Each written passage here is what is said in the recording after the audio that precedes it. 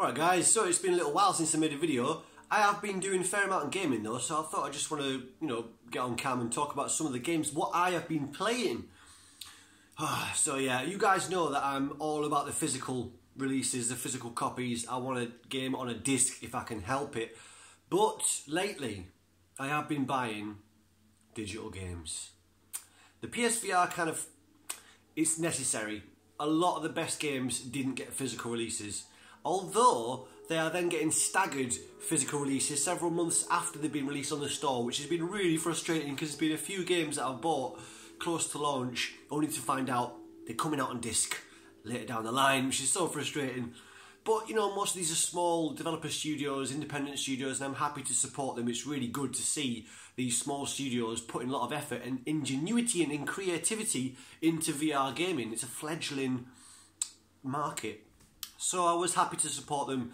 I can't justify buying a game twice though, just to have it on disc. That's fucking ridiculous. Anyway, breathe and relax. It's okay, I'm over it. Sort of. But anyway, so that whole situation, buying digital for VR, has made me come round to buying digital a little bit. I still don't prefer it. It's still not my preferred way of getting games, but sometimes it's the only way that you can get older games. And also, the collector side of gaming is getting diminished by modern gaming, the way it is all set up, really. I've just been selling a lot of my old Mega Drive stuff, and that stuff has held its value, and at least a lot of it is increasing in value as well. So it was an investment. I had fun with it. I've sold it to fund other things, exciting stuff like doors and windows on the house. Don't ask. But that stuff was kind of an investment. That was part of the benefit of having a physical collection. Is that somewhere down the line, when you finish with it, you've played the games through to finish. You're not going to play them again or whatever it is. Then they are there to be used against your further collecting. Sell games to buy games is one of the key reasons that I liked having a physical collection. Is it helped me fund further collecting. Because times are hard, But anyway, with modern gaming, I think that's going to take a dip. I don't think you're going to get games holding their value as the 16 and 32-bit generations kind of have done. Certainly 16-bit. And it's, for the obvious reasons. A lot of games these days are coming out broken or incomplete. They rely on patches and updates later on down the line to make those games what they're supposed to be. And in future generations, maybe those patches aren't going to be available. So I think the games themselves are going to be less collectible. They're going to be less reliable in future. You're not going to be able to go back and play them as intended if those patches aren't there. Also, there's a lot of online functionality, a lot of relying on being online as well. So again, when that support gets pulled, those games are going to be either unusable or certainly a lot less usable. And also the consoles are not as reliable. So, your PS3s, your Xbox 360s, and maybe even this generation of consoles, I don't know, their long-term reliability is yet to be tested, but the modern consoles seem to be less, have less longevity to them.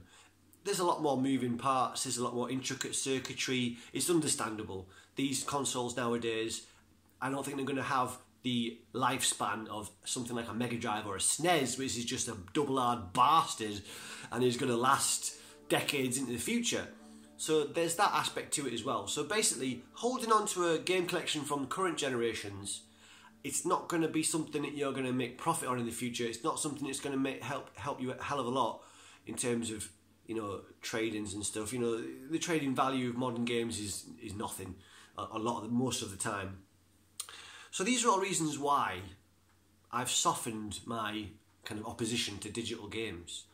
And I've been happy to find that on the PS Store there's quite a lot of sales, and really good sales as well. I've got some really good games at really knockdown prices. So again, that's kind of softened the blow a little bit to get into digital gaming. Recently there's been a sale on the store. And I'm going to show you, talk about some of the games that I picked up. So the first one is Cat Lateral Damage. It's a very simple game. You're a cat in first person and you're going around the rooms of this kind of cell-shaded house knocking things off shelves, and that's about it. I've not played very far into it yet. In fact, I've just watched my other half play it. It's funny for a time, but the reason I got it was it has a VR patch coming. I don't know if it's already out or it's coming. There's a VR patch, which apparently isn't that brilliant, but I want to see what it's like to be a cat in VR knocking shit off shelves. So, and it was only £2. Again, this is all knockdown prices. So a couple of quid, cat lateral damage, good for a laugh. This one, I Am Bread, in which you are a slice of bread. Again, on sale at the minute. I got it for, again, a couple of quid. And you are a slice of bread. And you move around the house doing, I don't exactly know what yet. Again, only played the first kind of level or two. But it's interesting, actually. It has a very compelling and unique control method. You basically control the corners of the bread. The corners of the bread are the triggers and the buttons on the top of the controller. And when a corner is on a floor or an object, you can either pick the object up or spin on the axis of that corner. So, and you know, to get momentum, you have to kind of, you know, understand where the buttons are to get the corners connecting and rolling. But you can build up momentum basically and move around these levels by knowing when and which corners to control. And yeah, you can pick things up and move it around. It's just weird. It's a little indie game. It's a bit of fun. Yeah, for a couple of quid, it was worth checking out. The video of it looked interesting, so I picked it up, and yeah, that's it. Octodad, Deadliest Catch. Another one that has a unique control method, which is the main kind of draw to this game. And you might have heard about this game. It's been around for a while. And yeah, just a curious little thing. Motion control disconnected. Oh, okay. Yeah, so yeah, you are Octodad in this kind of 50s inspired world, and you start off getting married to a human, no less, and you have to navigate around this church finding your uniform, your outfit, and the ring and stuff. But yeah, it's just a very strange way of controlling the main character. He's an octopus, so of course he's got lots of flappy wings. Limbs, flappy limbs. Can I do it? Can I do it? A wave? Maybe not. But yeah, it's fun. It's silly. It's funny. It was a couple of quid. So again, recommended if you want something a bit different to break up your huge modern sandbox gaming for a bit. So yeah, that was that. Adventure Time, Finn and Jake. Oh, I shouldn't mention actually, first of all. Hang on. Octodad. Going back to what I said about being more open to buying games digitally now. This is one example. You can get this physically, although it was quite a limited run. I think it was actually, was it by Limited Run Games? You know, this company that buys the license to put out a physical release, or at least, you know, does some kind of deal to put out physical releases of games. And this has got a physical release. You can get it on disc, but it's very expensive because it's rare. So some games, so I've just disproved something I said earlier. Some games are holding value. Rarity will always be a thing that puts obviously the value of games up. And because it's got a limited release, it's quite expensive to get it physically. But I got it on sale for a couple of quid. You know, I'm not going to buy a game for 30, 40 quid when I can get it for 2 quid. So there it is. Yeah, again, another... See, if you could sell your digital games on, I'd be all in. I'd be all in on digital. If you could sell, well, maybe not all in. I'd be halfway. I still like to have the boxes, I do. Anyway, Adventure Time, Finn and Jake Investigates. So yeah, again, you can get this physically. You've got a much more wide release, but it's quite cheap in the shops, even cheaper on the store. Again, it was a couple of quid, not a lot at all for this. 3 quid, maybe something like that. Can't remember exactly. But yeah, it's kind of an investigation game in the Adventure Time universe, which is just really random and funny and psychedelic. So I thought I'd check that out. And again, only played a little short while of it so far, but looks alright, looks cool. Certainly looks more interesting than the other Adventure Time game, the one that went through dungeons. That was a bit repetitive. I didn't really think much of that. But yeah, this is completely different. So it's kind of like a Sherlock Holmes in Adventureland type game. So yeah, not bad. Altered Beast, why do I have that? That must have been, it was either free or dirt cheap. It must have been free. I can't imagine. Oh no, wait, that's on PS Now. So yeah, I've signed up for the free trial for PS Now, which is a streaming service. Sorry, yeah, I should have said that was on that as well. So yeah, Adventure Time was free on my free trial of PS Now.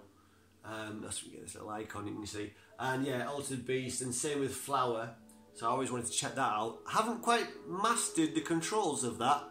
I have to do a bit of research, because at the minute I kind of floating around aimlessly, pretty and charming and relaxing as it is.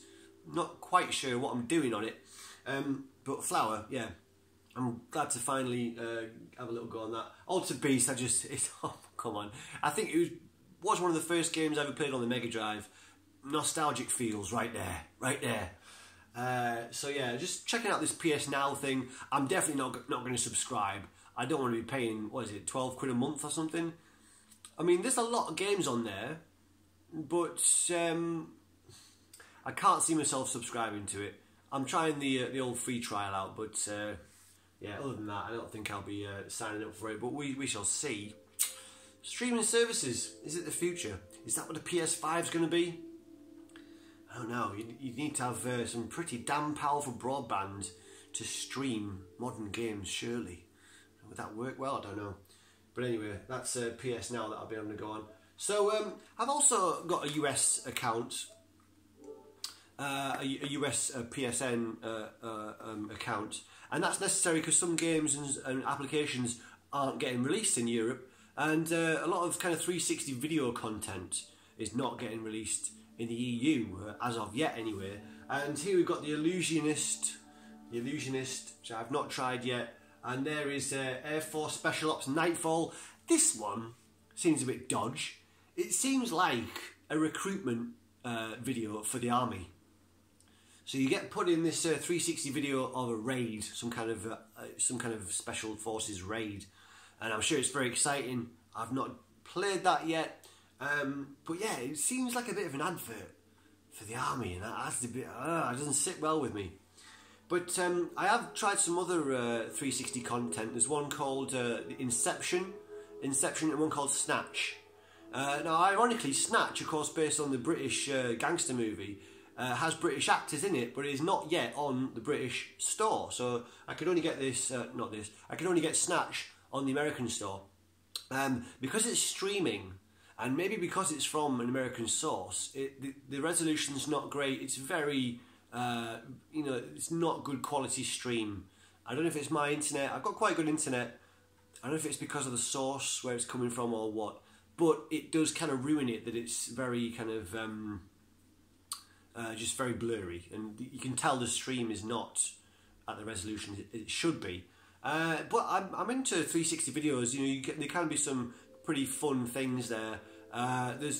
There's one, I think it's Inception, where it has lots and lots of different 360 content divided into categories, and it's fun to have a look around. There's some music videos. There's one where you're actually in a club, so you get up and have a little dance in a virtual club surrounded by people, and you can dance like no one's watching you for real this time, because no one is.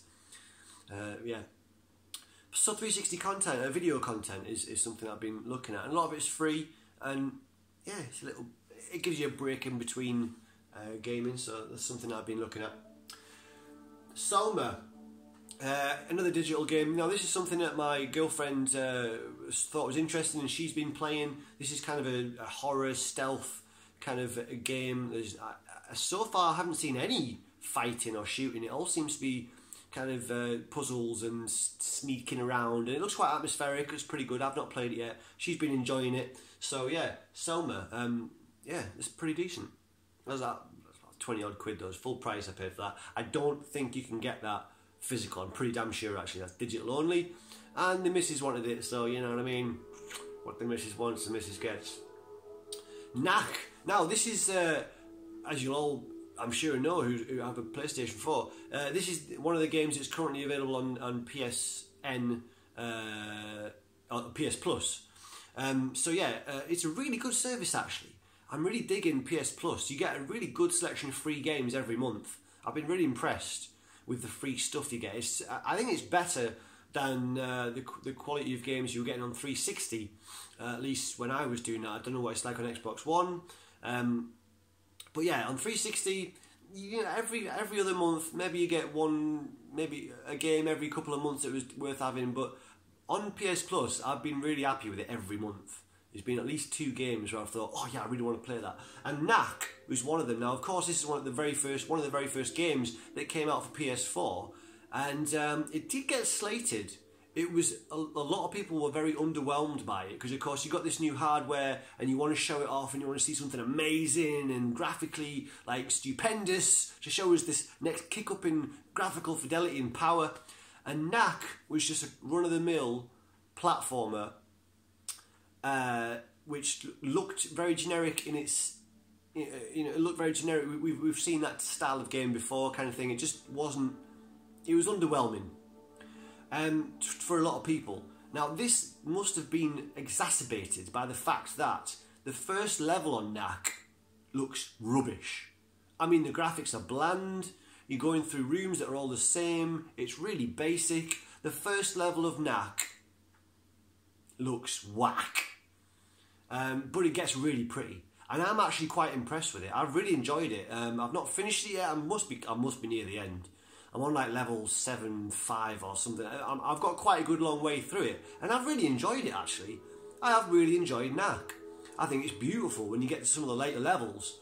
I'm playing on you can play on 2 different modes. You can play on high frame rate or higher resolution. I'm guessing the high resolution is for 4K TVs because 1080 is just standard, of course.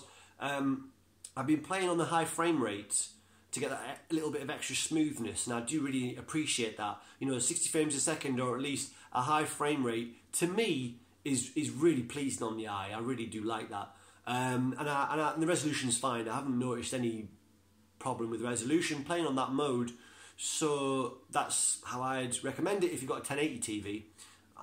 I'm sure it'd be worth trying out the HD mode on a 4K TV. I did try out the high definition mode on my telly, and I didn't notice any difference in the resolution. But with the high frame rate, I can appreciate that. It definitely looks nice. But it does look nice, yeah. Some of the later levels are beautiful, and I do like. It's quite repetitive gameplay, but the way it's implemented is really fun. You have this scalable character that keeps getting bigger and bigger the more kind of cubes, these power cubes, whatever, that you ingest. And the combat's simple, but it's fun. The enemies are quite varied in how they look. In function, they're quite similar. You have kind of various types of enemies that are repeated in different forms. But that playing around with the scale, I thought it was really fun. I've really enjoyed Knack, and I'm definitely going to be getting the second one when it comes out. Apparently, that's expanded on it and is even better. So I've really enjoyed it, and again, that was free, of course, on PS Plus. So, happy as Larry with that one, really. Going along, Sprint Vector. Oh man, this is the new big one for PSVR. This is fucking fantastic. This game is ridiculous, but there's a big but. It's got quite complex controls, and you really do need to put in a few hours of practice to get the most out of it. You need to do the tutorials. You really should do the challenge maps as well before you start going online, because the competitive maps are really complex, and you need to know the controls well to navigate those multiplayer maps with any chance of placing top, second or third or whatever. So yeah, if you get this game, and you really should if you've got a PSVR. I don't know if it's currently still on sale. When it first released and when I bought it, it was on sale. I got it for 13 quid. About 13 quid for this game is a fucking steal. It's another one that I dearly wish should come out in physical. And I'm sure we're going to find out it does get a physical release in months to come. But I jumped straight on for a couple of reasons. First of all, that initial sale was really good. 13 quid for this game is a hell of a lot of content and fun for 13 quid. And also, with it being having a really strong multiplayer aspect to it, I want to get in there and have a lot of multiplayer fun with it, and before those lobbies dry up. Because man, this is one of my this is one of the problems with PSVR. Well, it's not a problem specifically for PSVR. It's a problem of any console, any medium that has a relatively small user base. Because of course, the PlayStation VR, although it's the most popular and biggest selling headset out there, about 2 million units, that's still quite a small number globally compared to your average console. When you're talking about. So of course, in PSVR, it's got quite a lot of really good multiplayer games.